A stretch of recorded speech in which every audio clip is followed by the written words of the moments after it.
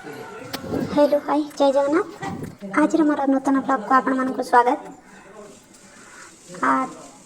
तो मु सकाଳେ सकाଳେ होली दिन उठी पड़ी के मो प्लेटा को सजाड़ी आ होली जतिक अबीर सब प्लेट भल भाव सजाड़ी देली। आ मो पुतुरा आसिक बहुत डिस्टर्ब करूला। मो बाबू को माने कहते लागनी कलर मिक्स करना।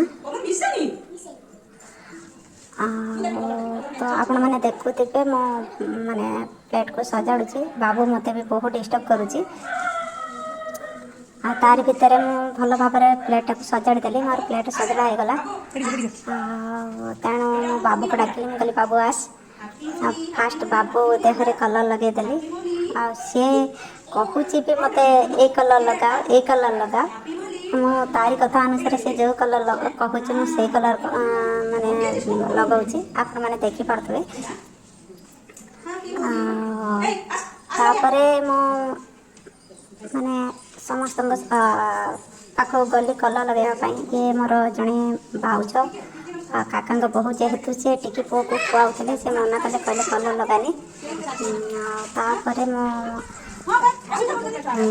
कहली होली कहीं कलर लगेबानी एमती मोर जड़े भाई हेबे ताकू कलर लगेली।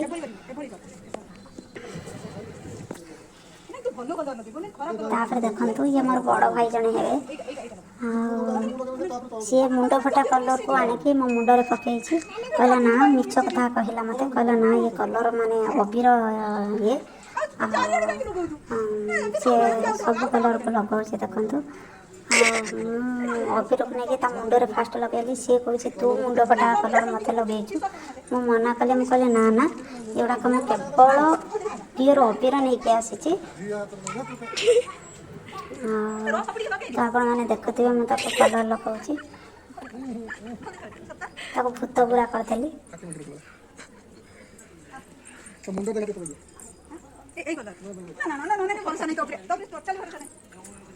तापर मो बो आ मो भाई से ठिया होती। मो मझिया भाई से ठिया होती। मो मझिया भाई देहरे कलर लगेली। आप देखुवे भाई भी मो देहरे कलर लगाऊँ। ये मो माँ माने मो बो ताको भी मो कलर लगेली। आप मैंने देखिपे ये आमर जड़े पड़ोशी सी खेत को जाइला कौन देहरे कलर लगे आसिले। तापर ये मो दादा थे देहरे टे भलसे कलर लगेदेली। आप मैंने देखिपे तापर मो सान बो घर को गली माने मो काका घर को गली।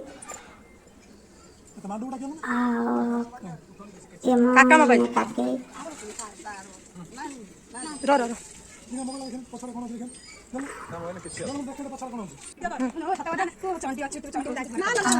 भाउज जन बहुत बदमाश जेहेतु गाधोई छाड़ते कहले कलर लगाऊनी मैंने मु अबीर लगेबी। से कहते टिके लगेगा मैंने बहुत लगेबी। ये करी सहित माने गोटे मस्ती चलती। तो आप देखो सी जिते जहाँ कहले कथा मानिले मु कलर लगार व्यस्त रही। ये मो पीसी माँ खाऊले टे कलर लगेली कहली तो खाइबा दूरे रख कलर लगेली। ये भाउज मझिया भाउज से रोषे करुले गाधोई भी सारी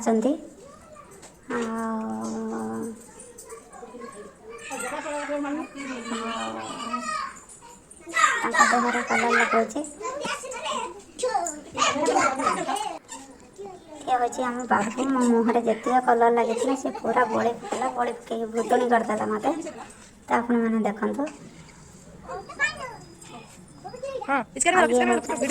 भाई मैंने दी भाई भाई भौणी 3 जन मस्ती गोटे लगे।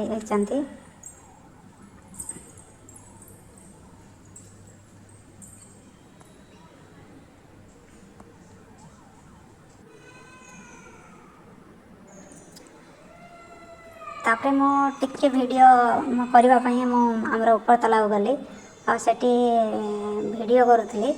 ତ ଆପଣମାନେ ଦେଖନ୍ତୁ, ବାବୁ ବି ମୋ ସହିତ ଥିଲା।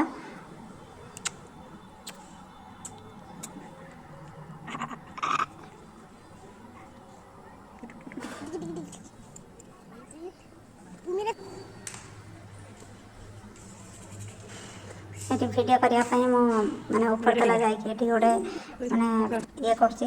ଆଉ ଇନଷ୍ଟାରେ ଦେଖିଥିଲି କଲର୍ରେ ଏମିତି କରୁଥିଲେ, ତେଣୁକରି ମୁଁ ଟ୍ରାଏ କଲି, କିନ୍ତୁ ସବୁ ମାନେ ସବୁ କଲର୍ର ପାଣି ମୋରି ଉପରେ ପଡ଼ିଲା। ଏଇଟା ଇଏ ମସ୍ତି ଛାତ ଉପରକୁ ଯାଇ କରୁଥିଲି, ଯେହେତୁ କଲର୍ ଚାରିଆଡ଼େ ପଡ଼ିଥିଲା। ଆଉ ହୋଲି ତ ଖେଳିବାକୁ ମଜା ଲାଗିଲା, କିନ୍ତୁ ଘର ପୋଛାଟା ଭାରି କଷ୍ଟ। ଆଉ ଦେଖନ୍ତୁ ଆପଣମାନେ ମୁଁ କେଉଁଭଳି ଘର ସଫା କରୁଛି।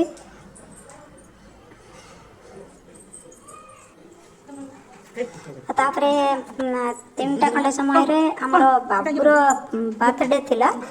ତ କେକ୍ ତ ପାଖାପାଖିରେ ନଥିଲା, ତେଣୁକରି ଆମେ ଛେନାରେ ତିଆରି ହୋଇଥିବା ଗୋଟେକୁ ତାକୁ ସେଇଥିରେ ମାନେ କଟିଂ କଲୁ। ଆଉ ତାର ସବୁ ତାରି ବୟସରେ ସବୁ ଛୋଟ ପିଲାଙ୍କୁ ଡକେଇଥିଲୁ। ଆପଣମାନେ ଦେଖିପାରୁଥିବେ।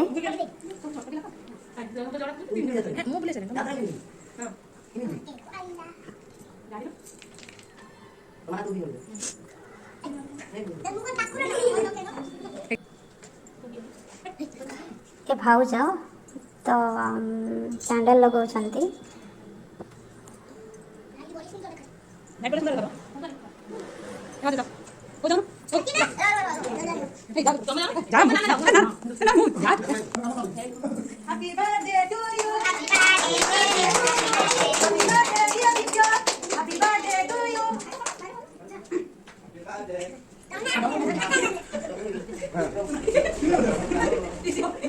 ଫାଷ୍ଟ ତ ଜେଜେମାକୁ କହିଲା, ଯେହେତୁ ଘରର ଗାର୍ଡ଼ିଆନ୍,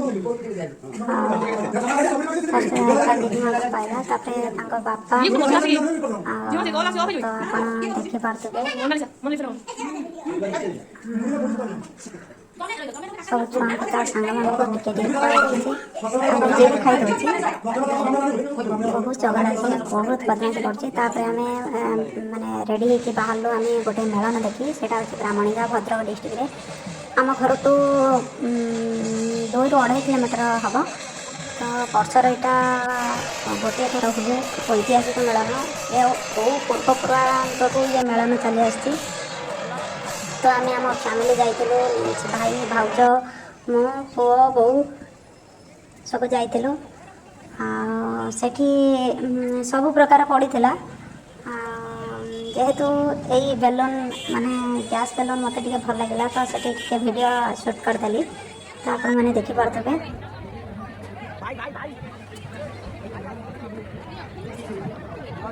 ମାନେ ୟଙ୍ଗ ଜେନେରେସନ୍ ପିଲାମାନେ ସାଧାରଣତଃ ଏଇ ହୋଲିକି ସବୁ ୱେଟ୍ କରିଥାନ୍ତି, କାରଣ ସବୁ ପିଲା ଓଡ଼ିଶା ବାହାରେ ଯେତିକ ରହିଥାନ୍ତି ସବୁ ଏଇ ହୋଲିକି ଆସିଥାନ୍ତି। ତାଙ୍କର ଗୋଟେ ଗେଟ୍ ଟୁଗେଦର୍ ହେଇଥାଏ, ସବୁ ସାଙ୍ଗସାଥି ମିଳିମିଶିକି ମାନେ ବହୁତ ମସ୍ତି କରିଥାନ୍ତି।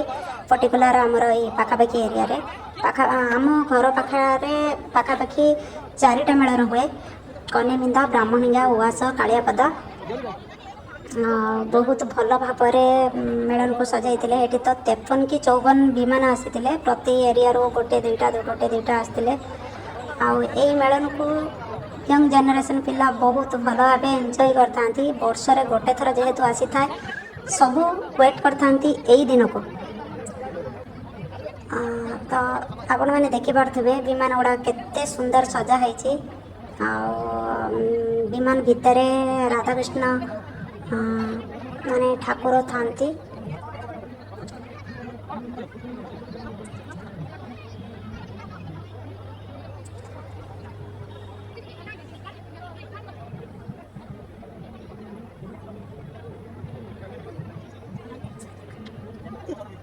ସବୁ ବିମାନ ଗୁଡ଼ା ବହୁତ ସୁନ୍ଦର ହେଇଛି। ଆଉ କେଉଁଥିରେ କାଠିରେ, ଦିଆସିଲିରେ, ଆଇସ୍କ୍ରିମ୍ କୋଳରେ, ଆଉ କାଜୁରେ, ଧାନରେ ଏମିତି ସବୁ ସଜେଇଛନ୍ତି।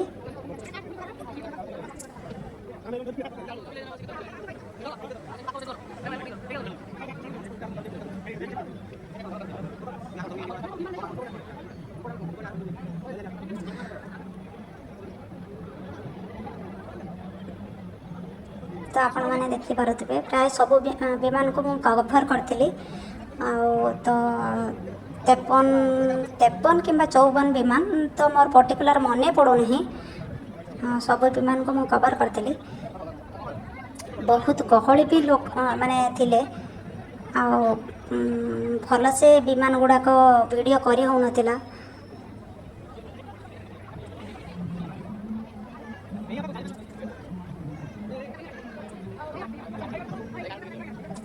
ତ ମୁଁ ଭାବୁଛି ମୋ ବ୍ଲଗ୍ଟି ଆପଣମାନଙ୍କୁ ଭଲ ଲାଗିଥିବ।